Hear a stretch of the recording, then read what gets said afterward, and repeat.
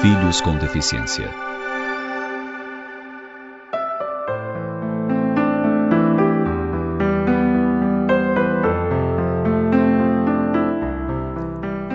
A expectativa que toma conta do período de gestação da mulher é tão especial e admissível que se justifica a frustração ou a amargura que envolve tantos corações quando constatam que seus rebentos, ansiosamente aguardados, são portadores de deficiência física ou mental, ou a conjugação de ambas.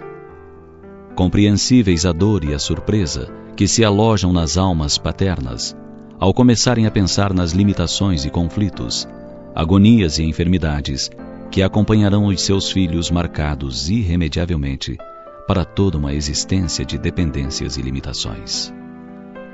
Quantos são os pais que, colhidos no amor próprio, fogem da responsabilidade de cooperar com os filhos debilitados?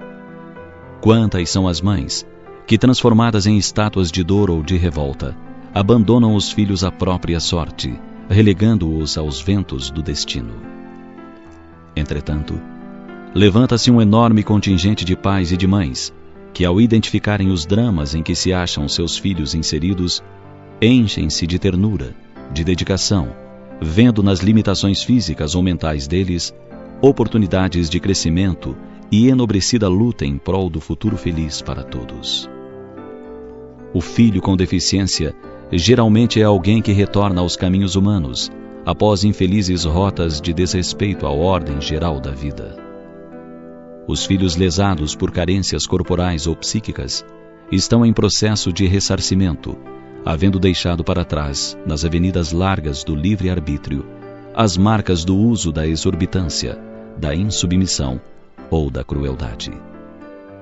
Costumeiramente, os indivíduos que se valeram do brilho intelectual ou da sagacidade mental para induzir ao erro, para destruir vidas no mundo, para infelicitar, intrigando e maldizendo, reencarnam com os centros cerebrais lesados, em virtude de se haverem atormentado com suas práticas inferiores, provocando processos de desarranjo nas energias da alma, localizadas na zona da estrutura cerebral. Não só intelectuais degenerados renascem com limitações psicocerebrais, tocados pela síndrome de Down, mas também os que mergulharam nas valas suicidas, destroçando o cérebro e os seus núcleos importantes, sob graves distúrbios que deverão ser recompostos por meio da reencarnação. O despotismo implacável pode gerar neuroses ou epilepsias. O domínio cruel de massas indefesas e desprotegidas pode produzir os mesmos efeitos. Os homicídios cruéis podem acarretar infortunados quadros epiléticos, produzindo sobre a rede psiconervosa adulterações nas energias circulantes, provocando panes de frequência variada, de caráter simples ou crônico. Seus filhos com deficiências podem estar em alguma dessas condições, necessitados da sua compreensão e assistência, para que sejam capazes de superar as próprias deficiências com resignação e esforço íntimo, suplantando-se a si mesmos, rumando para Deus após atendidos os projetos redentores da divindade. Ame seus problematizados do corpo ou da mente, ou de ambos, cooperando com eles, com muita paciência e com ternura, para que possam sair vitoriosos da expiação terrena, avançando para mais altos voos no rumo do nosso Criador. Forre-se de carinho, de paciência, de tranquilidade interior, vendo nesses filhos doentes as joias abençoadas que o Pai confia às suas mãos, para que as burile. Por outro lado, vale considerar que se você os tem nos braços, ou sob a sua assistência e cuidados paternais ou maternais, é em razão dos seus envolvimentos e compromissos com eles. Você poderá tê-los recebido por renúncia e elevado amor de sua parte, mas pode ser que você esteja diretamente ligado às causas que determinaram os dramas dos seus filhos, cabendo-lhe não alimentar remorsos, mas sim auxiliá-los e impulsioná-los para a própria recomposição, enquanto você, igualmente, avança para o Criador.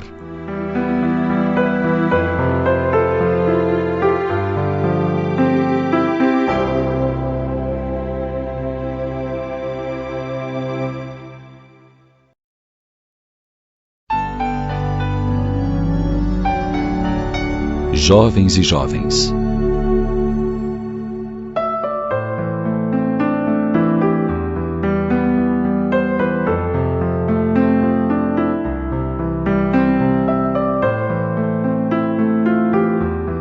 A juventude, os jovens, de modo geral, tem sido assunto constante nos noticiários. Fala-se das jovens adolescentes que engravidam prematuramente, de jovens perdidos no lodaçal dos vícios, de jovens que põem fogo em índios e mendigos, de jovens tresloucados que se arrebentam em acidentes violentos nas competições ilegais, chamadas rachas. Quando lemos ou ouvimos tais informações, ficamos chocados com tantos desatinos e logo imaginamos o que será do futuro da Terra se a juventude está perdida. Todavia, os olhos e ouvidos interessados podem ler ou ouvir, vez que outra, uma tímida notícia de jovens que se dedicam com fervor ao bem geral. São jovens cientistas premiados pelos esforços dedicados em busca de melhor qualidade de vida para enfermos anônimos. Jovens que se entregam de corpo e alma às artes, exaltando o bem e o belo. Com habilidade, extraem sons melodiosos dos teclados. Com graciosidade, cantam, dançam, fazem acrobacias nas quadras esportivas. Jovens saudáveis, que dedicam o tempo a distrair e alegrar pessoas idosas e enfermas, enclausuradas em velhanatos. Adolescentes, que se chocam com a miséria do próximo e envidam esforços para minorar-lhes o sofrimento. Tantos são os jovens que são arrimo da família, que trabalham de sol a sol na lavoura, regando com o próprio suor a terra generosa de onde retiram o sustento. Jovens médicos, que com mãos hábeis fazem cirurgias extraindo tumores dos corpos, sem deixar vazio o coração dos pacientes desesperados. Jovens, que apesar de conquistarem a fama, não se permitem a promiscuidade, nem se prestam a promover produtos que incitam aos vícios ou aos desregramentos na área da sexualidade. Jovens que falam do Cristo e buscam viver seus ensinos. Como podemos perceber, há jovens e jovens. Se o bem fosse mais divulgado, certamente seria imitado e adotado como postura por tantos jovens indecisos, inseguros, que acabam se decidindo pela maioria, ou pelo que pensam ser a maioria. Assim, tenhamos a certeza de que a juventude não está perdida e que o futuro já está acontecendo hoje, com essa força juvenil saudável e entusiasta, capaz de derrubar as estruturas apodrecidas da sociedade em que vive e fortalecer os costumes sadios e promissores vigentes.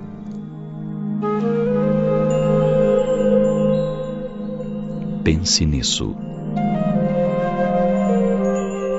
Ser jovem é não ter cumplicidade negativa com o passado. É não se deixar contaminar pelos hábitos viciados de outras gerações. Ser jovem é viver com entusiasmo, semeando alegria com discernimento. A juventude é a primavera da vida, e o jovem sem entusiasmo é como uma flor sem perfume, que tende a ser derrubada pelos primeiros ventos do inverno. Portanto, o jovem, para ser feliz, deve erguer bem alto a bandeira da solidariedade, da fraternidade e da verdadeira liberdade, que é a paz da consciência tranquila.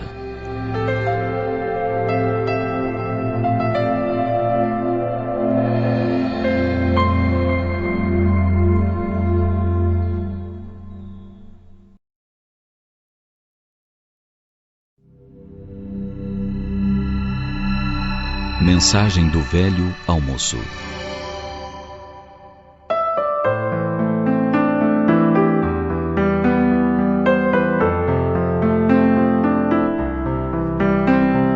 Você já foi criança um dia, mas os anos se dobraram e fizeram de você um jovem, quase adulto.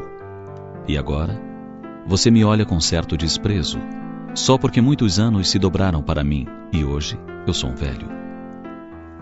Você observa minhas mãos trêmulas e encarquilhadas e se esquece que foram as primeiras a acariciar as suas, inseguras na infância. Critica os meus passos lentos, vacilantes, esquecendo-se de que foram eles que orientaram seus primeiros passos. Reclama quando lhe peço para ler uma palavra que meus olhos já não conseguem vislumbrar com precisão, esquecido das várias palavras que eu repeti inúmeras vezes para que você aprendesse a falar. Fala da lentidão das minhas decisões, esquecendo-se de que suas primeiras decisões foram por elas balizadas. Diz que eu sou um velho desatualizado, mas eu confesso que pensei muito pouco em mim para fazer de você um homem de bem. Reclama da minha saúde debilitada, mas creia, muito trabalho foi preciso para garantir a sua. Ri quando não pronuncio corretamente uma palavra, mas eu lhe afirmo que esqueci de mim mesmo para que você pudesse cursar uma universidade. Diz que não possuo argumentos convincentes em nossos raros diálogos. Todavia, muitas foram as vezes que advoguei em seu favor nas situações difíceis em que se envolvia. Hoje você cresceu. É um moço robusto e a juventude lhe empolga as horas. Esqueceu sua infância, seus primeiros passos, suas primeiras palavras, seus primeiros sorrisos. Mas acredite, tudo isso está bem vivo na memória deste velho cansado, em cujo peito ainda pulsa o mesmo coração amoroso de outrora. É verdade que o tempo passou, mas eu nem me dei conta. Só notei naquele dia em que você me chamou de velho pela primeira vez, e eu olhei no espelho.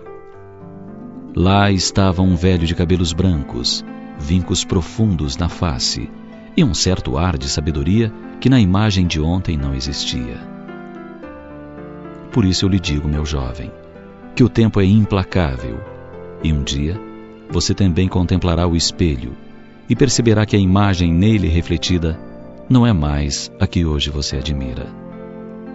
Mas você sentirá que em seu peito o coração ainda pulsa no mesmo compasso, que o afeto que você cultivou não se desvaneceu, que as emoções vividas ainda podem ser sentidas como nos velhos tempos, que as palavras amargas ainda lhe ferem com a mesma intensidade, e que apesar dos longos invernos suportados, você não ficou frio diante da indiferença dos seres que embalou na infância. Por isso que eu lhe aconselho, meu filho, não ria nem blasfeme do estado em que eu estou. Eu já fui o que você é, e você será o que eu sou.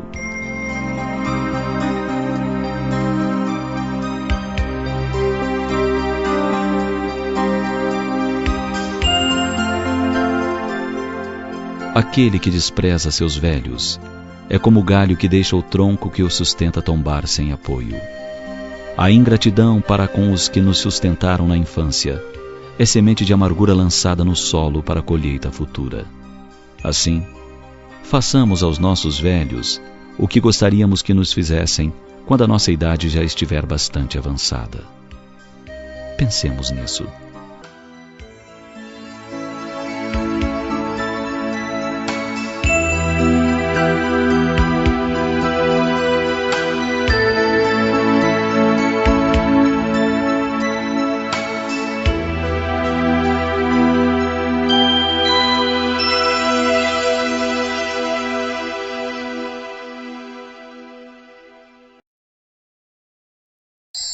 Na barca do coração.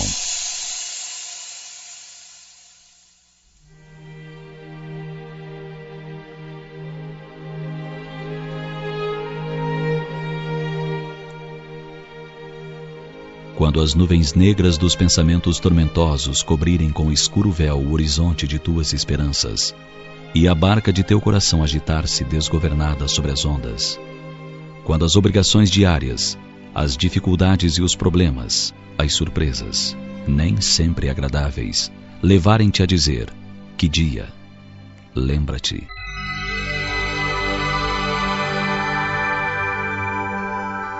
Caía a tarde e a multidão ainda estava reunida na praia. Desde que o sol surgira, Jesus atendera às incontáveis súplicas daqueles que o buscavam. Mãos e lágrimas roçavam-lhe o rosto e a túnica, antes tão limpa e alva, estava agora toda manchada de lamentos. Finalmente, chegara às margens do lago, vencendo a dor e as tristezas dos sofredores. Aqueles que o viram deixando atrás de si um rastro confortador de estrelas perguntavam-se: quem será este homem a quem as dores obedecem? O céu acendia as cores da noite quando a barca de Pedro recolheu preciosa carga. Jamais Jesus mostrara na face sinais tão evidentes de cansaço. Acomodado sobre uma almofada de couro, sua majestosa cabeça pendeu sobre o peito, como um girassol real, despedindo-se ao poente. Seus lábios deixaram escapar um longo suspiro antes de adormecer. Seus amigos pescadores não ousaram perturbar-lhe o merecido sono, manejando remos com cuidado, auxiliados pelos sussurros de doce brisa. O lago de Genezaré assemelhava-se a gigantesco espelho de prata ao luar, tranquilo e sereno, como um mestre adormecido. Faltava pouco para completar a travessia, quando tudo transformou-se. O tempo irou-se sem aviso. Adensadas, as nuvens de gaze leve tornaram-se tenebrosa tempestade, e o lago esqueceu a calmaria, encrespando-se, açoitado pelo vento. Para a barca, vencer a tormenta era como lutar contra vigoroso e invencível titã. Pedro usou toda a sua força e sabedoria nos remos, gritando ordens que se perdiam entre as gargalhadas dos trovões e dos relâmpagos. Os discípulos, assustados, correram a acordar Jesus, que ainda dormia. Mestre, exclamaram em coro desesperado, perecemos. Jesus, assim desperto, levantou-se prontamente, equilibrando o corpo cansado, muito ereto, apesar da barca que por pouco não naufragava.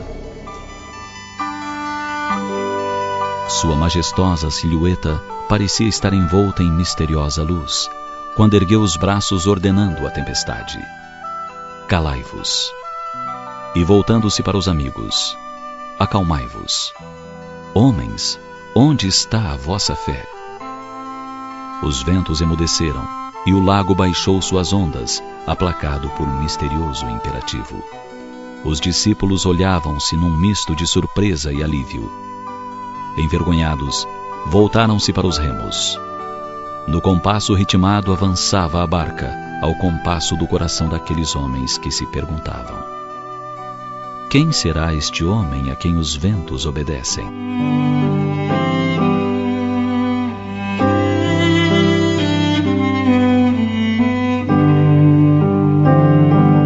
Quando as nuvens negras dos pensamentos tormentosos cobrirem com escuro véu o horizonte de tuas esperanças, e a barca de teu coração agitar-se desgovernada sobre as ondas, quando as obrigações diárias, as dificuldades e os problemas, as surpresas, nem sempre agradáveis, levarem-te a dizer: que dia, lembra-te, acorda a mensagem do Cristo adormecida em ti e acalma-te.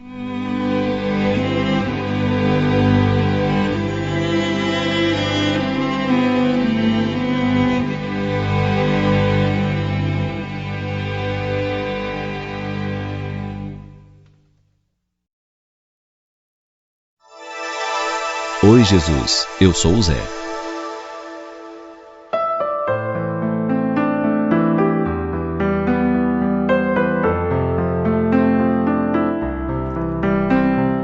Cada dia, ao meio-dia, um pobre velho entrava na igreja e poucos minutos depois saía. Um dia, o sacristão lhe perguntou o que fazia ali, pois havia objetos de valor na igreja. Venho rezar, respondeu o velho. Mas é estranho, disse o sacristão, que você consiga rezar tão depressa. Bem, retrucou o velho, eu não sei rezar aquelas orações compridas, mas todo dia, ao meio-dia, eu entro na igreja e falo: Oi, Jesus, eu sou o Zé, vim te visitar. Num minuto já estou de saída. É só uma oraçãozinha, mas tenho certeza que ele me ouve. Alguns dias depois, o Zé sofreu um acidente e foi internado num hospital, e na enfermaria passou a exercer grande influência sobre todos. Os doentes mais tristes tornaram-se alegres, e muitas risadas passaram a ser ouvidas.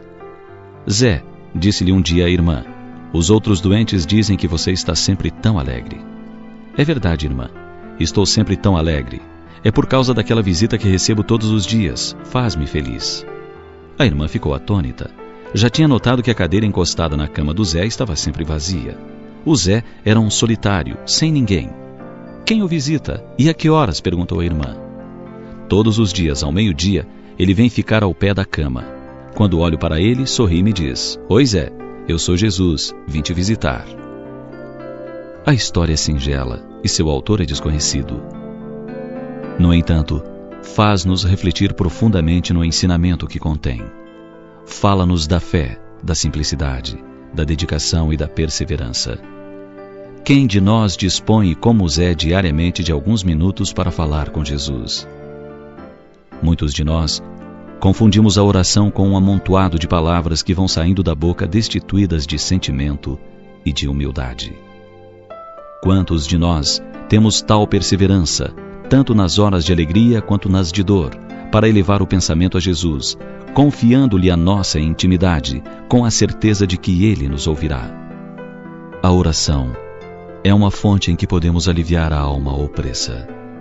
É o fio misterioso que nos coloca em comunhão com as esferas divinas. É um bálsamo que cura nossas chagas interiores.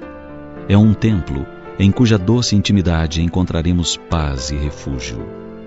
Enfim, para as sombras da nossa alma, a oração será sempre libertadora alvorada, repleta de renovação e luz. É importante que cultivemos a fé inabalável no sublime Galileu. É importante que oremos, ainda que a nossa oração seja singela, mas que seja movida pelo sentimento.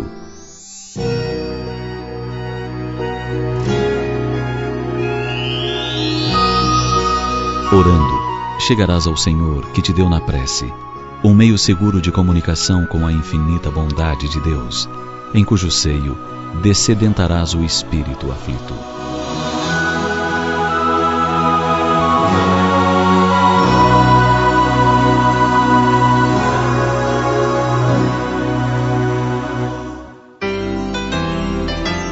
Pesos e medidas.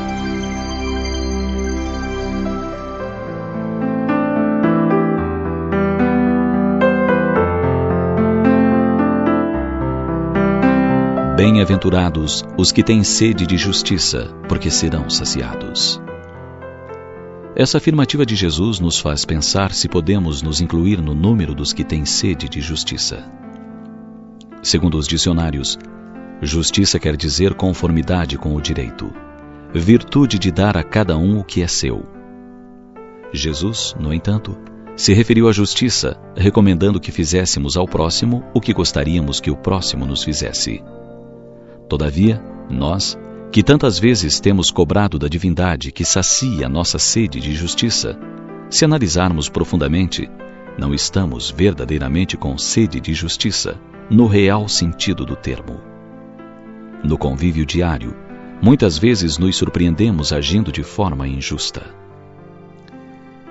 O trato com as pessoas que nos rodeiam é diferenciado conforme a posição social ou financeira, de subalternidade ou de autoridade, de que cada uma esteja investida.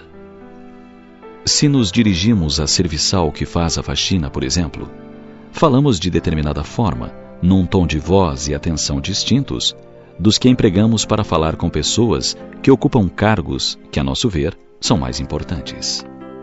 Se a pessoa que nos procura está vestida com trajes elegantes, mesmo que não saibamos de quem se trate, a nossa deferência é imediata. Mas se está envolta em andrajos, bem diferente é a nossa atenção. Outro exemplo é quando o nosso veículo começa a demonstrar sinais de que em breve terá um motor fundido. Qual a primeira ideia que nos vem à mente? Se fôssemos pessoas justas, certamente faríamos uma boa revisão, reparando os danos e, ao ofertá-lo a alguém, no caso de venda, falaríamos a verdade ao comprador. Mas o que normalmente ocorre é a ideia de passá-lo adiante o mais rápido possível. E quem comprá-lo, que fique com o prejuízo, afinal, o mundo é dos espertos, pensamos. E nos dizemos pessoas justas. Se o inverso acontece conosco, imediatamente nos indignamos diante do que chamamos uma grande desonestidade. Como pode alguém nos vender um veículo prestes a fundir o motor? Que injustiça! Se observamos os governantes corruptos a tirar vantagens pessoais com os recursos públicos, imediatamente levantamos a voz e clamamos por justiça. Mas quantos de nós compramos atestados falsos para ludibriar o patrão e receber o salário integral? Usamos nos vários momentos 2 pesos e 2 medidas. E como nos conhecemos, sabemos por que agimos dessa maneira. Sabemos quais são as nossas verdadeiras intenções. Assim, podemos perguntar: será que temos mesmo sede de justiça? Ou será que nos pesos e medidas só temos pensado em nós mesmos? A promessa do Cristo é real e se cumprirá quando efetivamente tivermos sede de justiça, usando como a justiça divina um único peso e uma única medida, com imparcialidade.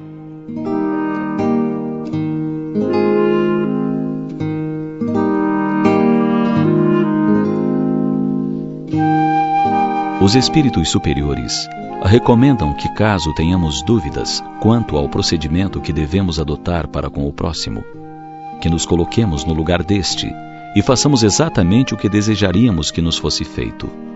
Dessa forma, jamais nos equivocaremos, uma vez que todos queremos o melhor para nós mesmos. Pense nisso.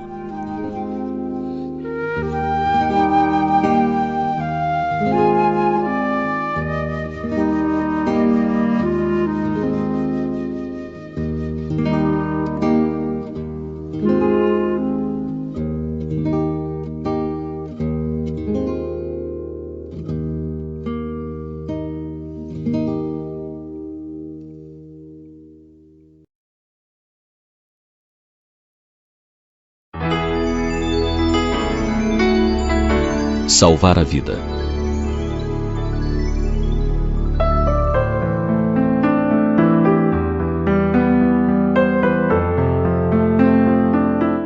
O trem partiria dentro de alguns minutos. Deixaria aquele lugar sórdido, levando os judeus jovens e sadios para a liberdade. A notícia era a de preservação dos mais fortes, e nele, portanto, não havia lugar para velhos. Não sobrava espaço sequer para fechar as portas, pois o trem estava abarrotado. Um ancião polonês de cabelos alvos, que observava atento a agitação do momento, segurou com as mãos encarquilhadas o paletó do jovem que estava por partir e suplicou-lhe com veemência que desse a sua pela vida dele. Estava velho e doente e desejava rever os familiares que deixara em seu país de origem. Seria sua última chance, argumentou. O velho apelou para o coração do jovem, que lhe permitisse embarcar no seu lugar em nome do Cristo. O rapaz não era cristão e pouco ouvira falar do homem de Nazaré. Apenas uma frase atribuída a ele lhe assomou a mente: aquele que quiser ganhar a vida, perdê-la-á, e aquele que a perder por amor de mim, ganha-la-á.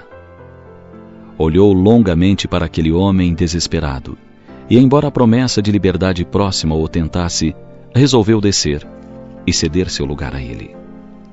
O trem partiu, e o jovem, ainda meio confuso, pôde contemplar pela janela o aceno de agradecimento daquele a quem salvara a vida com a sua própria, pensava.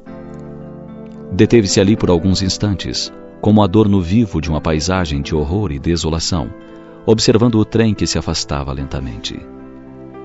Após alguns dias, chegou a notícia do engodo. O trem que partira em direção à liberdade aportara no campo de concentração de Auschwitz, na Áustria, e todos os passageiros pereceram sob os chuveiros de gás letal. Os meses rolaram e levaram com eles o horror da guerra. O jovem sobreviveu para escrever sua história e conhecer melhor aquele homem que um dia dissera que aquele que quisesse ganhar a vida, perdê-la-ia, e aquele que a perdesse por amor a ele, ganhá-la-ia. Nós, cristãos, que ainda caminhamos pelas estradas do hemisfério físico, saberemos precisar quando sairá o próximo trem? Será que nosso nome não consta da lista de passageiros com destino ao hemisfério espiritual?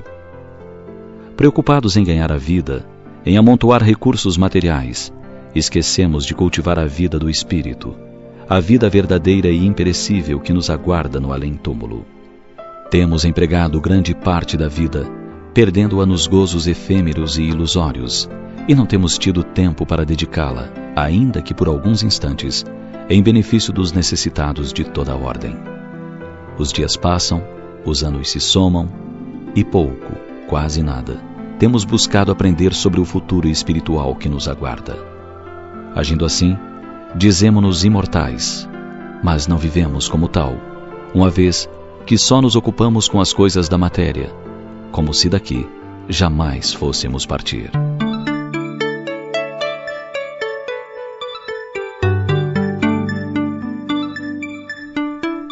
Você sabia que muitas pessoas entram na vida espiritual como suicidas? Pelas leis divinas, não são tidos como suicidas somente os que põem fim à vida num ato de desespero ou insanidade, mas também os que acabam com ela aos poucos, através dos excessos de toda a ordem. Assim, os fumantes inveterados, os alcoólatras, os gulosos, os sexólatras, os adeptos da violência, entre outros, são suicidas, por queimarem a existência física por egoísmo ou desconsideração pela própria vida.